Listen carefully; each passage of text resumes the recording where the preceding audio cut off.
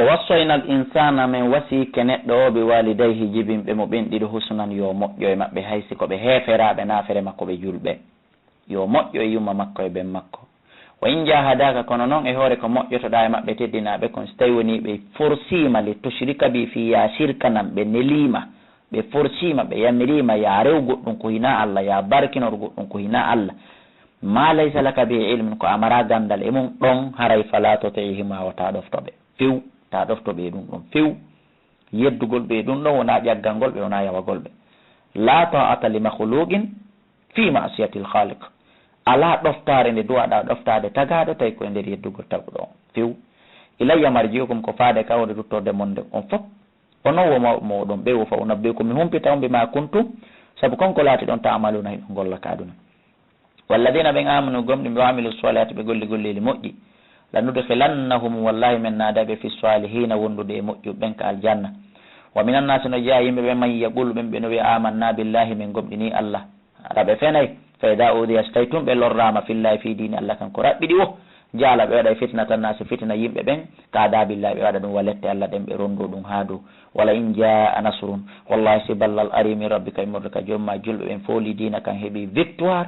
la yaqulunna ay wallahi ɓe daro ɓe wiya inna menen kunna men latke maako meɗe wondi omon ko enen gooto e awalaysa allahu e Allah wonali bi alama kanko ɓuuri andude bima fi suduri kon konka gundoji al alamina tagore nden bima fi suduri al alamina kon koye gundoji tagore nden ko kanko ɓuuri andude wala ya'lamanna allahu alladina amanu wallahi Allah anday gomɗimɓe ɓen o feññinana yimɓe ɓen wala ya'lamanna al munafiqin wallahi o anday nafiqin ɓen o feññinana yimɓe ɓen wa qala alladina wi ɓen kafaru yedduɓe lilladina wonande ɓen amanu gomɗinɓe ittabi'u jokke sabilana laawi amen ɗin wal nahmil khatayakum min ronto bihi bakkatuji mo men ƴetta e garante Allah daali fenande fe ƴaali nde wa ma hum ɓe wonali bi hamilina rondotoɓe min khatayahum immorde bakkatuji maɓɓe ɗi min shay'in hay e hunde innam no kamɓe la kadibuna ɓe fena woni ko ɓen wolde ɗon kon ɓe faali ñaami defata yeeya wala yahmilunna wallahi ɓe rondoyto asqalam dolle maɓɓe bakkatu ɓen kamɓe tigi wa asqalan e dolle bakkatu goo ma asqalin wondude e dolle bakkatu maɓɓe ɗen ɓe hawtidira duubul e hoore duubul wala yusalunna wallahi ɓe landitata yawmal qiyamati ñande dargal amma kanu gay konko ɓe laati yaftaruna hiɓe fena wala gad arsalna gomni min neli nuhan annabi nuhu ila qawmihi falabisa o ñiiɓi fihim hakkude maɓɓe alfa sanatin duuɓi wulure illa 50 aman sona duuɓi 95 950 ans annabi nuhu no dari no yettinde hakkude yimɓe makko ɓen gomɗi naalimo fa akhadahum tufan Allah nangiri ɓe ɗan ɗo ndiya wiyeteɗan tufan o hubbiti ndiya e maɓɓe ɗan yuuli ɓe ɗan elmini ɓe ɗan sakasi ɓe wam tawi kamɓe zalimuna ɓe tooñi Allah tooñi ɓe fa anjaynahu min dandi mo ashaba safina e yimɓe laana kan ɓe mana gomɗimi wonduɓe e makko ɓen min dandi ɓe wa jaalnaha min waɗi laana kan ayatan mali lil alamina wonande tagore nden wa ibrahima andu to fi ibrahima kadi men id qala li qawmihi tumande wiyanno yimɓe makko ɓen ibudullah rewe Allah wattaquhu lommo dalikum rewgol Allah ngol khairu lakum ɓuuri on moƴƴande in kuntum sollatike ta'lamuna hiɗon andi inama ta'buduna ande ko kon ɗo rewde do mi haalana on min dunillahi ko hewta Allah o sanan ko sana monigoy wa takhluquna ɗi ko ɗi tagaɗi ko ɗi moƴƴinaɗi ko non lesi ifkan ko penale ni shirketake innal ladina ande no ɗiɗo ta'buduna ɗi wonɗo rewde min dunillahi ko hewta Allah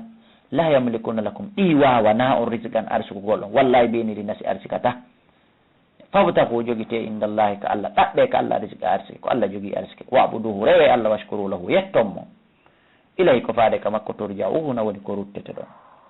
on yukaddibu wa in tukaddibu so tawi woni on fenni on salike ɗum gassi faqad kaddaba gom ɗi fennino umamum moftanuji min qablikum aditiɗon bal konno ɗi warano ɗi lettano aray onon kadi ko ɗum wodani on wa ma ala rasuli fawakine laaɗon illa al balagul mubin sowona yettingol ɓangina ɗulle o waɗi awalam yaraw e ɓe yaali kayfa yubdi'u llahu lhalqa ko honno Allah fuɗɗori tagugol tagungu ɓe yaal ɗum ɓe anda Allah ko garanjo summa yu'iduhu refti o ruttoyngu inna dhalika ande no ɗum ɗo ala llahi ka Allah yasinu ko newani ɗum mo immintingol tagore nden hasbande mettanamo fi ɓuliɓe siru yahe fil ardi ka leydi fanzuru ndaron tasko ɗon kayfa bada al halqa ko honno fuɗɗori tagungu summa Allah refti Allah yunshi'u nash'ata al akhira o sincoyay kadi tagu sakkitorngu yunshi o sincoye annashata al akhira tagu sakkitorgo ɓe mana o immintinayo inna Allah andeno ala ala kulli shay'in dow kala hunde kadi ɗum ko wawɗo allah ɓay kala hunde ko wa wawɗo. allah risina min e durriya an o e kala wonɓe jentade lan e o tafsir qur'an tawi ko ɓeni jentade koye hoore welaye. allah hajjina min e durriya an o e kala wonɓe jentade ɗo tawi ko ɓeni jentorde koye hoore welaye. torkema allah dandam bone ayɓe an ɓen min e ɓen. yu'addibu kanko allah himo letta man sha mo yiɗi lettude, wa yarhamu himo yurme man sha mo yiɗi yurmede. torkema allah waɗan jeyaɓe ɓe yiɗuɗa ɓe yurmagol. wa ilayhi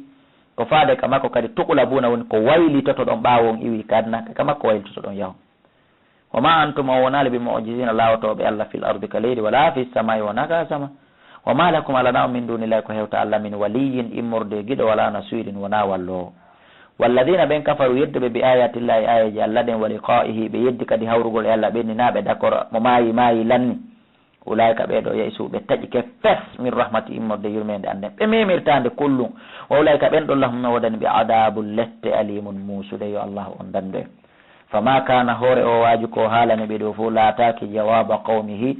jababuye yimɓe makko ɓen illa an qalu sowna ɓe wi honno ɓenni uqtuluhu waremo ware ibrahima o harre kuhuma sunnonmo ɓe desidi warugol mo sunna mo kander yiite fa anjahullahu allah dande mo minan naari immorde e yiite ngen. allahu akbar. yo allah dandir en immorde e bonili ayɓe meɗen ɓe lagine ɗo bone yi ayɓe men ka kawtal e ka musidal ɓurino o dandiri annabi ibrahima bone nge e yiite. inna fi dalika ande woni ɗum ɗo la ayatin ma ndeji li qawmin wonande yimɓe yuminuna ɓeɗo gomɗina. wa qala wi inna mattakattum ande koko jogiti ɗon min dunillahi hewta allah awtanan ko sanamuni ma waddata baynikum giggol ngol hakkunde mon iɗi fil hayati duniya kaka gurdan aduna ɗo tum ɗiɗi jogiti ɗon reweteɗi sanamuji giggol hakkunde mon e mum giggol ngol kaka aduna ɗo hattata. tumma yawmal qiyamati refti ñande dargal yakfuru ɗi yeddoyay mi haalana on de ɗi yeddoyay ɗi metta yiite baadukum yoga e moɗon bi baadin saabu yoga bimana yoga e mon yedday wonde ɓeya yoga ko kamɓe onno reedu ko ɗum woni ɗi yedday ko rewayno ɗon ɗi kon. wayal anu huɗay baadukum yoga e mon baadan yoga on huɗidiro e ñande dargal. wama awakumun nar ta werde mon nden on fof ko yiite mi laaɓani o reedu wa malakum alana min nasurina immorde wallo. fa amana lahu lutun annabi lutu gomɗinimo kanko annabi ibrahima. wa gala wi o andi annabi lutu kadi ko ɓiɗɗo kotirawo annabi ibrahima.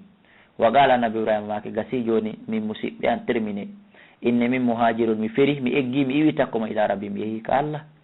innahu no allahu wal aziz kanko on tedduɗo alhakimu ñeñuɗo e ñawre makko. o habina lahu min okkimo isaqa annabi isaqa wa yaquba noon ko tanirawo. wa jaalna min waɗi fi durriyati e durriya makko annubuwata annabaɓe ɗuɗuɓe annabaɓe ko ɓuri ɗuɗde kon koye taniraɓe koye durriya annabi ibrahima waɗa. wal kitaba e deftere nden wa ataynahu min okkimo ajirahu joddi makko ni fi duniya ila ka aduna ton he woni garanjo woni imam.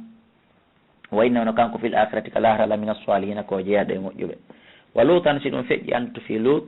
ido qala li qawmi tumande wiyanno yimɓe makko ɓen innakum no ono la ta'tuna al-fahisha hiɗon arde waɗugol jina waɗugol bone ñidduɗo ma sabaqa kum biha aditaki on ma sabaqa kum biha aditaki on e waɗugol o bone min ahadin immorde hay e goto min al alamin immorde tagore nde ɗum ɗo ko onon keri ɗum ko onon yiiɗa ɗum. a innakum onon la ta'tuna rijala on ara yiidon e worɓe ɓen hakkunde mon e allah gorko e gorko accor rewɓe ɓe allah tagani on ɓen. wa taqta'una sabila on taƴay laawi. wa ta'tuna fi nadikum on onon on waɗay e nder koɗanɗe mon ɗen e nder mbatirɗe mon ɗen e nder ka moɓoto ɗon ɗon onon on waɗay ɗon almunkara ko aña. fama kana laatake jawaba qawmi jababuye yimɓe makko ɓen illa an qalu sonaɓe wi he itina addanime mbi adabillahi lette allah ɗe on ɗamin fodude ɗen in kunta salatake mina sadiqina ko a jeeyaɗo e gonguɓe. qala wiɓe rabbi joomi insurni wallan noon alal qawmil mufsidina e dow yimɓe bonnoɓe ɓen. allah minen kadi min wullitike ma dandu men immorde wallu men immorde ɓe yimɓe bonnoɓe wallu men e hoore ɓe kawta ɓe ayɓe amen ɓe ɓittinime. walamma jaata tuma nde arno rusuluna nelaɓe amen ɓe ibrahima ka annabi ibrahima ɓe adduno bil bushra weltare nde humputugol ngol ɓaali ɓe inna men e muhliku men halko e ahli hadihil qariya yimɓe nde saare to tawi ko yimɓe annabi lutu ɓe e inna alano yimɓe saare nden kano ɓe laati ke zalimina koɓe toñuɓe. qala annabi moussa ma annabi ibrahima maki he inna fiha lutan o andi annabi lutu no toon mi mana ko faala ko yoɓe yaafo saare nde hara ɓe halkalde tawi noon argument ji boyi ari so wiiɗo inna fiha lutan ko yewtere sakkitorde ni tawi bo yewtama yewtere no juuti ɓaalo ɓeyni nahano ko menen alam ɓuuri andude ɓe man fiya ɓe wonɓe nder to yo ibrahima kano najjiyannahu ta hulu men dandaymo kanko luutu wa ala e ɓeygure makko nden ko fanda ɓeygure ko kala gomɗinɗo mo hillam ra taw sowona ɓeygu makko on ɗon kanata o laatike minal ghabirina ko jeeyaɗo e halketeɓe walamma an jaata tuma nde arno rusuluna nelaɓe amen ɓen luutan ka annabi luutu si abihim o mapode e maɓɓe wallahi wa daqa bihim o ɓittudi e maɓɓe dar an ka suno sabu himo andi ɓe aray joni yana e maɓɓe ɓaɓe yi ɓittindi ni waqalu ɓenni he ko an luutu la takafu wata hulu wala tahzan wata suno inna min e munajjuka men dandete wahalaka e ɓeygure mande illam ra'ataka sowona ɓeygu ma dey kanata on ɗo laatike min alghabirin ko jeeyaɗo e halkotoɓe par ce que himo bondi innano menen munziluna min jippoto min jippinayi ala ahli hadihi alqaryati e dow yimɓe nde saare min jippinayi hoore maɓɓe joni rijisallete min asama e morde ka sama ɓema kanu saabu koko ɓe laati efsuguna ɓe fasingino walagat tarakna gomɗime accimin ha immorde saare nden aya tan ma nde bayyina tan ɓanginade le qawmin wonande yimɓe yaqiluna ɓe no haqqila si ɗon feƴƴi wa ila madiyana andu to faade madiyana koɓɓe ahahu musiɗɗo maɓɓen shuaiban faqala o kadi ɓe ya qawmi kono yimɓe ibudullah rewe allah warjul yawma al akhira tijjoɗon ñallal sakkitingal ngal saabu kala tijjiɗo o maayi o immitoto o daro dargal o fenata o wujjata o kansata o zinata o shirkata waɗu to feƴƴirtamo kala mo yiɗon no waɗa gotel e ɗi o tijjaki so maayi o immitoto ko ɗum waɗi ha hay simo wolude ka hunduko himo tijji ara o tijjaki ka ɓernde wala tawa tan yaaru fil ardi ka leydi mufsidina bonnugol fa kaddabuhu ɓe fennimo fa akadatum nangue ɓe arrajfatu ha cangon fasbahu ɓe wonti fi darim ka galleli maɓɓe jatimina jecciɓe maayi wa adan andu to fi adin koɓɓen wa tamuda e tamudan koɓɓen hawtidir ɓen ɗiɗo kadi anditande wotere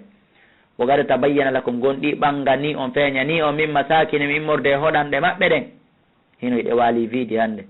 o zayyana lahum cheytan cheytane cuuɗanino ɓe amalam golleli maɓɓe bonɗi ɗin fo saddahum o sakkiɓe ani sabile laawol gonga wongol wa kano ɓe laati mustabsirina hiɓe yi ale laawol ngol kono ɓe salingol jokkude wa qaruna wa fir'auna wa hamana andu to fiiɗi garanji criminel ji bonɗi bandiji tati président et premier ministre e risal wala gad jeyamugom ɗi addani ɓeɗo kadi moussa bil bayinati ujaji feñuɗ ɗin fastakbaroɓe mawnintini fil ardi ka leydi wama kanu ɓe laataki sabiqina tawi koɓe aditatoɓe men fa kullan goto kala e ɓeɗo ahadna men nanguirimo bi dambi embere bakka to makko on men toñali ndaare allah hawtodiraɓe fof maɓɓe yooliɓe ka nder ndiyam kala halka feere par ce que bakka to maɓɓe on fotota famin hum maɓɓe man arsalna omo min wurti alayhi e hoore mum ha siban henndu wifaydu wifimo ha halkimo ha mana on andi on naka nder maayo luttuno on kanko o accano ka saare bi mana konti yo lomto ka saare ɓeya no halkire to henndu no halkirde mo to kanko kadi wa min hum maɓɓe man akhadathu soyha onmo ha cangon nangi maayi wa min hum e ɗum woni ko ɗum woni e fir'auna ka yoolagol ka ndiyan ha cango jokkutunomo kadi wa minhum hino e maɓɓe man kasafna bihi ommo min mutindini e muɗum al arda e leydi ndin ko ɗum woni kanko ɓaruna wa minhum no e maɓɓe man agraqna ɓenɓe min luƴi min yooli ɗum woni kanko fir'auna lanatullahi alayh amma ɓenɓe ha cangon nangi ɗum ɗon ko woɓɓe goo kadi wama kana allah wonali liyazlimani mo toñaɓe de koko waɗi ɓeɗe o toñaɓe walakin sokoni kano ɓe laati kano fusan koore maɓɓe yazlimon ko ɓe tooñi masalul ladina misal ɓe ittahadu jogitiɓe min dunillahi ko hewta allah awliya awel diɓɓe jatigi yagal ngal ko jatigi mo ñonkon ka masalil ankabuti ngani misal maridiajawal ittahadat jogitingal baytan suudu maridiaja woyi ngal mari suudu kaka yaasi ngal walata ndiyam ko ɗon nange ko ɗon kala ko ñamata ngal ko ari ko ɗon hingal ka yaasi kangal koyo ngal waalo wore zone koyo ngal ɗo zone ɗum na zone ɗo wata ngal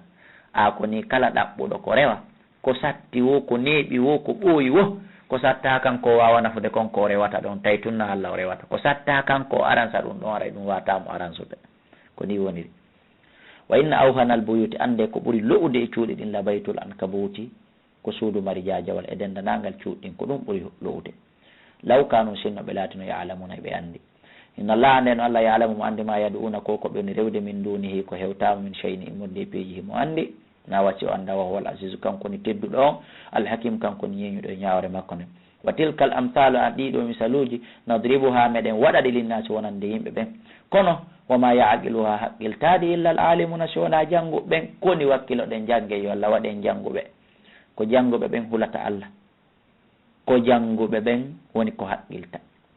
khalaqa Allahu samawati Allah tagi kammuli ɗin wal arda e leydi ni mil haqqi sabi gonga inna fi dhalika ande woni e ɗum ɗo la ayatan mande lil mu'minina wonande gomɗinɓe ɓen utulu janngu ma o hiya konko wayna ilayka faade ma minnal kitabi immorde ka deftere janngu qur'an gollitira ya cheikh waqimi solata ñiiɓa julde ma nde juula julde ɗen inna solata anduno julde nden tan ha sa juulinde no nde juulirte hinde haɗa anil fasha e piiji bonɗi ɗin mo juuli tawi o accali piiji bonɗi ɗin wal munkari e piiji añaaɗi ɗin